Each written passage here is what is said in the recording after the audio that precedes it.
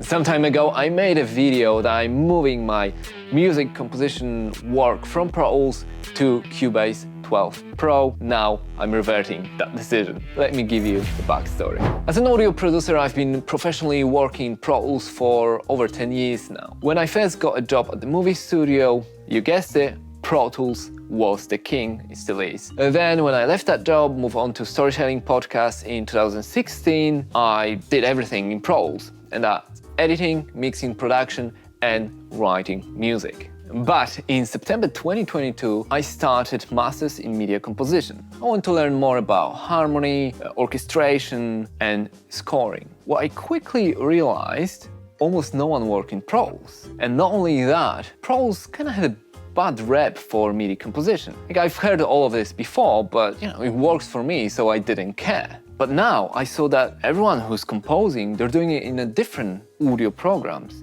Cubase, Logic, Nuendos. I started questioning myself. Am I doing the right thing, just working in Pro Tools? So after a while I decided, okay, I'm gonna change it. I'll split my workflow into two programs. I'll use Pro Tools for mixing and production, and I'll use, after some testing, Cubase for my composing part of my work. I decided to dive deep, so I started watching tutorials, I started writing down all the shortcuts that I've been using daily. I was all in. I even made a YouTube video about it. It did slow my workflow, because when I didn't know how to do something in Cubase, I had to go on the internet, Google it, research on some forums, write down the shortcuts. But I said to myself, okay, it's gonna be worth it in a long time.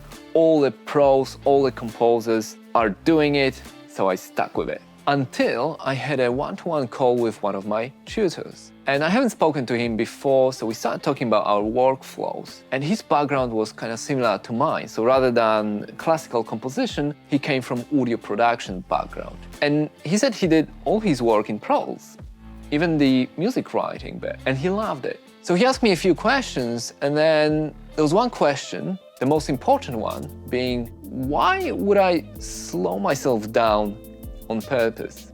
And that's the point, the heart of this video.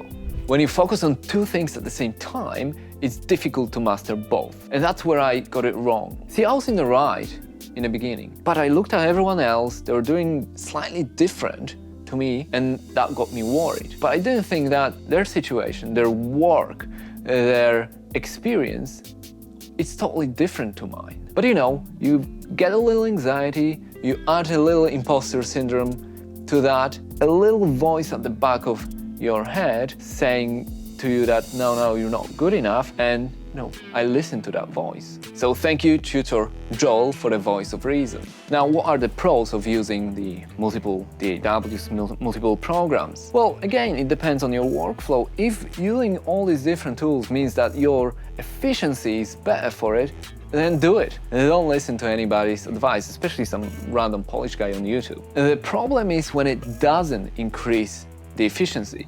So in my situation, I would write the music in Cubase. I would then record the audio stems, so your woodwinds, brass, guitars, rhythm, so on, export these audio stems, import them into Pro Tools to do the mix. So there was a friction, unnecessary friction in the middle there. Now, what I could have done is compose and then mix everything in Cubase, but like I said before, I just wasn't proficient in that software. Or I could have just stayed and do everything in Pro Tools, which I thought to change. In the end, I experimented. I did spend some money because I had to buy Cubase 12 Pro. I spent time watching the tutorials and learning all additional shortcuts. And I did waste some time because of the slowed workflow. Not all experiments work. Some do, some don't. I still think it wasn't a complete waste of time because it is good to shake things up once in a while, but it's also crucial to recognize that, okay, it just doesn't work. And what we were doing before was already perfectly fine.